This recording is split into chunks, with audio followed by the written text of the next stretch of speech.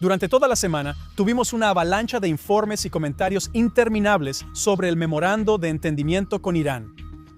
Nadie había visto el documento, pero todos podían predecir que nos dirigimos a un desastre de proporciones bíblicas, del tipo del Antiguo Testamento, de auténtica ira de Dios.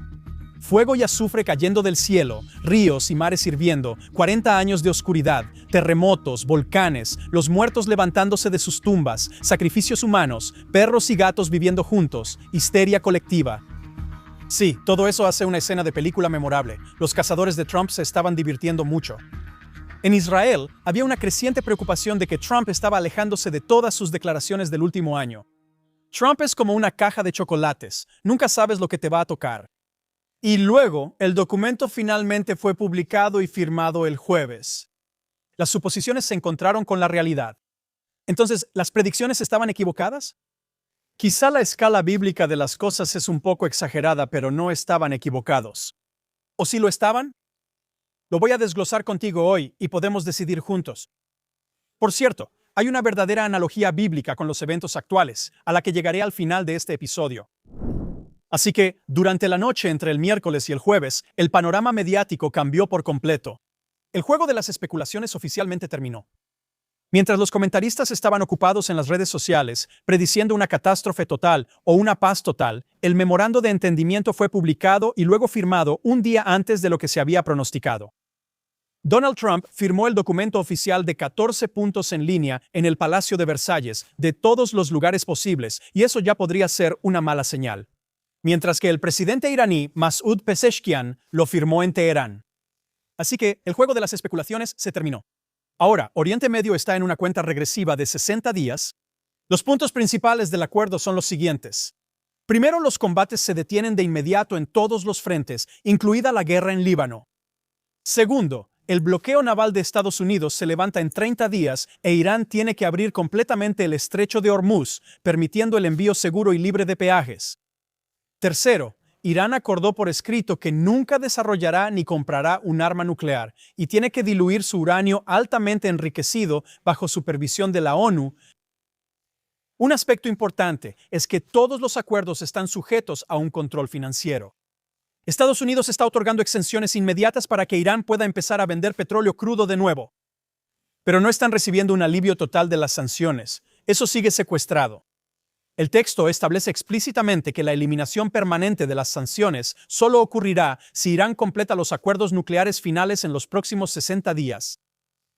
Pero también existe la posibilidad de una extensión adicional de 60 días. En cuanto al fondo de $300 mil millones para la reconstrucción de Irán, Trump declaró rotundamente que Estados Unidos no va a poner ni un solo centavo en él.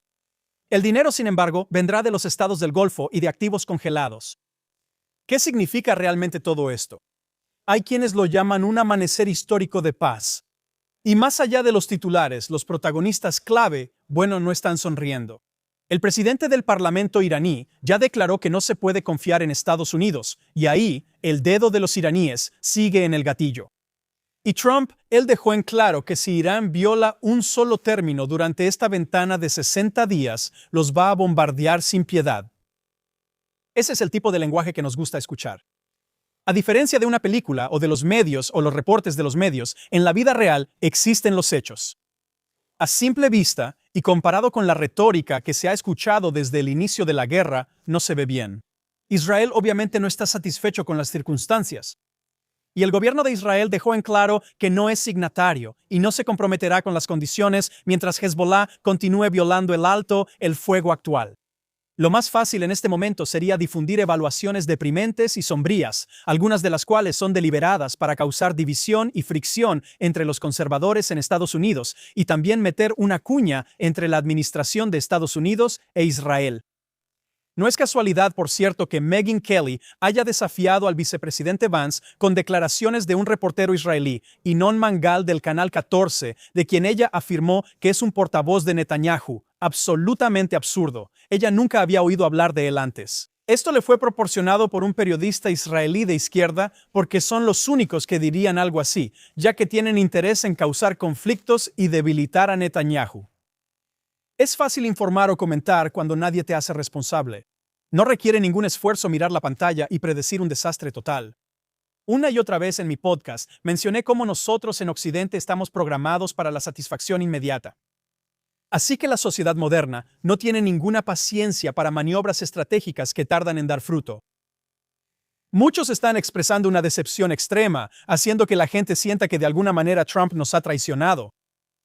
Prefiero no ir por ese camino peligroso. No sé si este memorándum es lo correcto, y ciertamente me niego a unirme a la multitud que se revuelca en un pesimismo facilista e injustificado. Entonces, ¿el memorándum es bueno o malo? ¿El alto al fuego es algo bueno? Como dije, no lo sé. Sí sé que me encantaría ver a los ayatolás de rodillas o, mejor aún, en su lecho de muerte, viéndolos sufrir a ellos y no al pueblo iraní. ¿Estoy contento con todo lo que dice Trump? Por supuesto que no.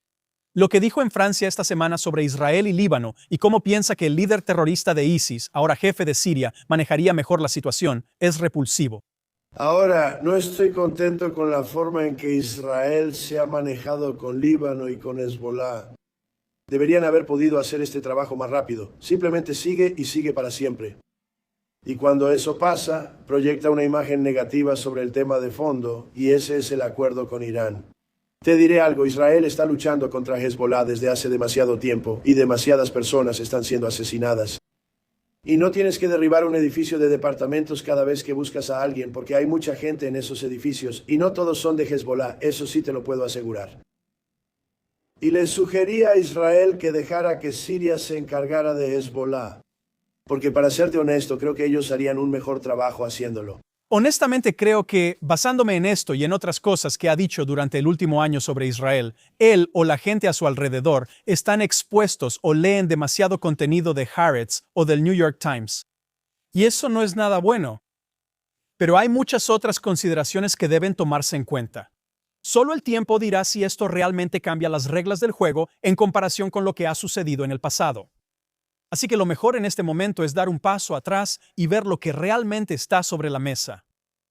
Hay un acuerdo negociado para un periodo de evaluación de 60 días. Eso es un hecho. Despojada de toda la retórica, la situación en este momento es un intento deliberado de obligar al régimen iraní a demostrar sus verdaderas intenciones.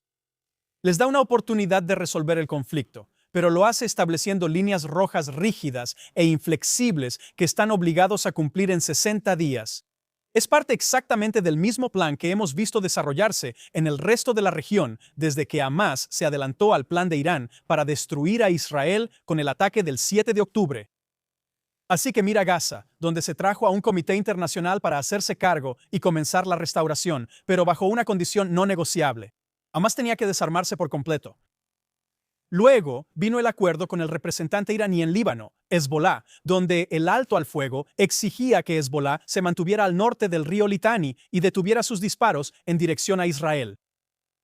Pero como la historia nos ha enseñado, el papel no importa. Lo que importa es cómo se cumple el acuerdo. Y durante décadas, Occidente ha permitido que organizaciones terroristas que se hacen pasar por entidades gubernamentales se burlen completamente de los acuerdos internacionales sin que jamás se les haga rendir cuentas. Los acuerdos de Oslo fueron el mejor ejemplo. Las resoluciones de la ONU que crearon la UNIFIL en Líbano fueron una broma. Las restricciones nucleares anteriores sobre Irán fueron violadas repetidamente, mientras que la comunidad internacional ignoró o aceptó voluntariamente esas violaciones solo para proteger el bien mayor del acuerdo en general. Teherán opera con un manual. Van a poner a prueba nuestra determinación. Van a ver exactamente hasta dónde pueden salirse con la suya, y aquí es donde debería estar el enfoque. La verdadera historia, por lo tanto, no son los titulares histéricos ni las dudas de los comentaristas. Lo que realmente importa ahora es cómo se hace cumplir este memorándum, cuán estrictamente se obliga al régimen a cumplir con sus obligaciones y exactamente cómo responde Estados Unidos la primera vez que Irán viole, y lo harán, una línea roja. Y en esto vemos que Trump, en ambos casos, tanto en Gaza como con Líbano, Estados Unidos se ha puesto del lado de Israel. Y como Israel ya no tolerará ni aceptará las violaciones, y Estados Unidos nos apoyó cada vez. Ahora, hay quienes entre ustedes señalarán que Trump expresó disgusto o enojo o lo que sea que los medios hayan reportado, dijo. Sí, confirmó algunas de esas declaraciones y tuvo algunos comentarios inusuales como mencioné en París. En Israel, hay quienes señalan que ha sido grosero con Netanyahu y que ha sido abusivo en sus comentarios sobre Netanyahu. ¿Pero y qué? ¿A quién le importa lo que dijo? Lo que importa es lo que hace. En nuestro caso, él no ha detenido a Israel. Biden afirmó que nos estaba apoyando en el primer mes de la guerra contra el asesino y genocida Hamás.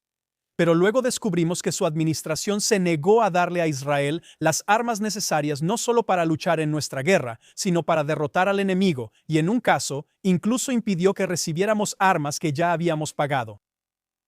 La ONU prometió restringir a Hezbollah en Líbano y evitar su presencia en el sur a lo largo de la frontera con Israel, a cambio de una retirada israelí en la resolución 1701.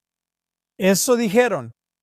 En realidad, Hezbollah construyó fortalezas subterráneas alrededor de la zona bajo la atenta mirada de la FINUL e incluso disparaba misiles constantemente a lugares civiles israelíes junto a las posiciones de la ONU.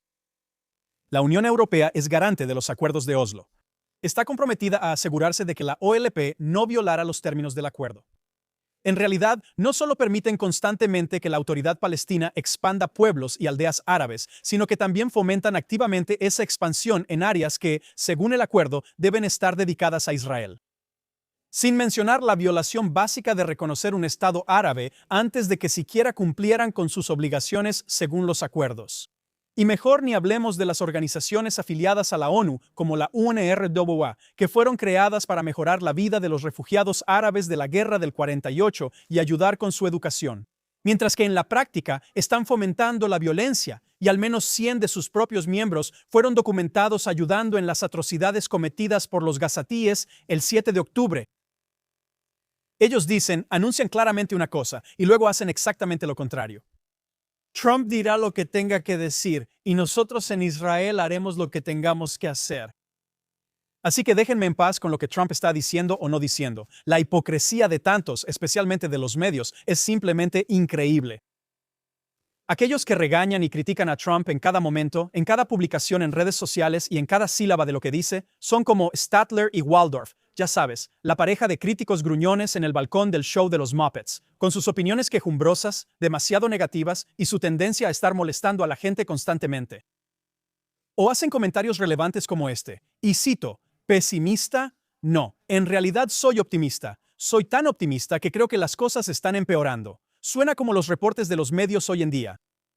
Preferiría tener a 100 Donald Trumps dirigiendo Estados Unidos, especialmente enfrentando a los enemigos de la civilización como lo estamos haciendo ahora, y no a uno solo de los blandengues que han estado en el cargo desde Obama.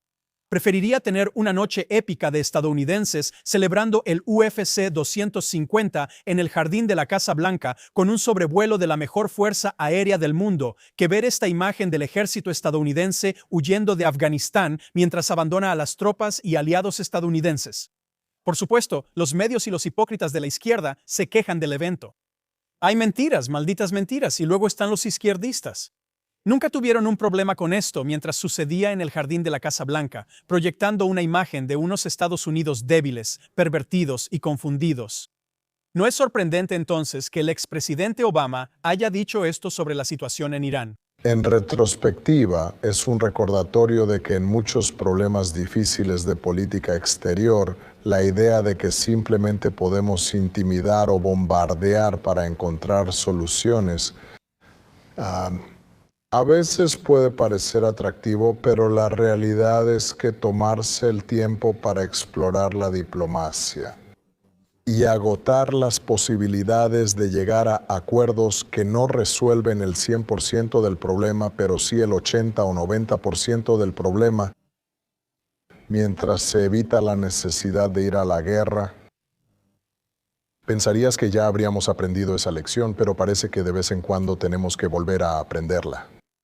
Es precisamente esta actitud derrotista y perdedora la que llevó a que cuando él era presidente, que la embajada en Libia fue invadida y el embajador capturado por una turba de asesinos islámicos enfermos que lo violaron en grupo y arrastraron su cuerpo por la ciudad de Trípoli. Explica ese evento. ¿También Israel te arrastró a eso? El documento ni siquiera ha sido firmado todavía. Y ya el martes, el primer ministro británico Starmer estaba hablando de un avance y planeando cómo sacar provecho de este régimen en Irán. Los precios del petróleo ya están bajando, así que entiendo su emoción. Al igual que los precios de las pelucas y los tupés. Parece que la principal fuente de ingresos de Irán ha pasado del petróleo a los productos para el cabello extraído de los opositores ejecutados por el régimen, esas mismas personas de las que ya nadie habla. El problema para mí no es tanto Trump, sino más bien los inútiles en Europa como Starmer. Avance hacia la paz, por favor, no me hagas reír. Rápidamente boicotean a los israelíes que viven y operan en Judea y Samaria, pero los ayatolás asesinos y despiadados sí son aceptables. Esos que exportan el cabello de personas que acaban de asesinar. Como los franceses que bloquearon armas israelíes en la exposición que realizaron en París, pero el año pasado recibieron con grandes honores en Francia al líder de Siria, un asesino de ISIS. Estamos tratando con un montón de hipócritas, naciones dispuestas a arrodillarse y adular a regímenes y grupos islamistas religiosos fanáticos, asesinos y traicioneros. Felizmente mirarán hacia otro lado, firmarán acuerdos y fingirán que estos actores son socios legítimos. Pero en el mismo instante en que el Estado judío actúa para eliminar una amenaza directa contra la población civil, ellos empezarán a presumir su virtud hablando de los judíos. Incluso cuando nuestros enemigos glorifican sus atrocidades y declaran claramente cuáles son sus intenciones genocidas hacia nosotros, y ni hablar de cuáles son sus intenciones genocidas hacia ustedes. Así que no es sorpresa que veamos el mismo patrón repitiéndose en todo Occidente.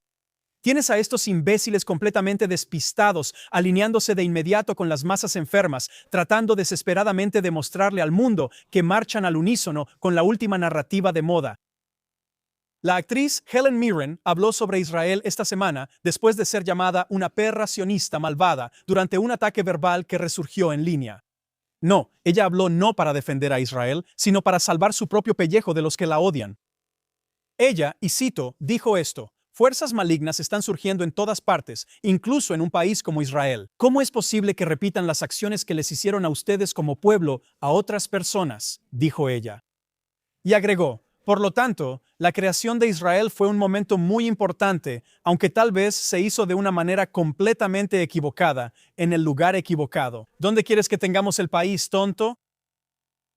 No lo sé, pero algo tenía que pasar después del horror, dice ella. Una comparación vil y despreciable.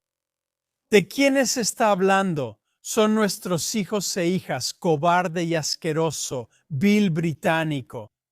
Para ella, creo que crearé un premio especial que se entregará de ahora en adelante, el premio Vete al carajo, para referencias a Israel sin clase, cobardes e idiotas. Y puede sumarlo a los otros premios sin sentido que ha recibido. Muy bien, calmémonos, y mientras terminamos el programa de hoy, quiero volver a ver una historia de las Escrituras, de la Biblia. Y esta vez es una historia sobre la carga absoluta del liderazgo y el alto costo de una victoria incompleta. Estoy hablando del primer rey de Israel, el rey Shaul, el rey Saúl. Cuando Shaul ascendió al poder, llevó al trono la total devoción y amor de su pueblo. Era físicamente imponente, fuerte y muy decidido. Shaul era el líder que la nación había pedido a gritos, encargado de una única y crítica misión: defender a la nación de Israel y eliminar por completo a su amenaza existencial más despiadada, los amalecitas. Las instrucciones divinas que le fueron dadas a Shaul a través del profeta Samuel eran absolutas. No era un mandato para una pausa diplomática ni para un alto al fuego localizado. Era una orden de destrucción total y definitiva del enemigo. Shaul recibió la orden de Dios de no perdonar absolutamente nada ni a nadie. Shaul salió, libró la batalla y logró un triunfo militar enorme. Para un observador común, parecía una victoria total. Pero Shaul decidió hacer un cálculo. Decidió que cumplir con el 90% de la misión era suficiente.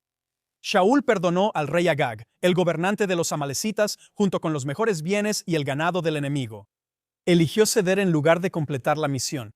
Mantuvo con vida al liderazgo del enemigo, pensando que podía manejar las consecuencias a su manera. Cuando el profeta Samuel lo confrontó, Shaul no vio el problema.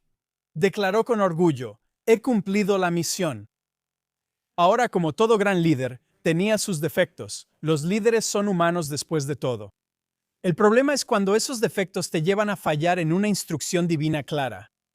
Y en el ámbito de la supervivencia existencial, la obediencia parcial es desobediencia total.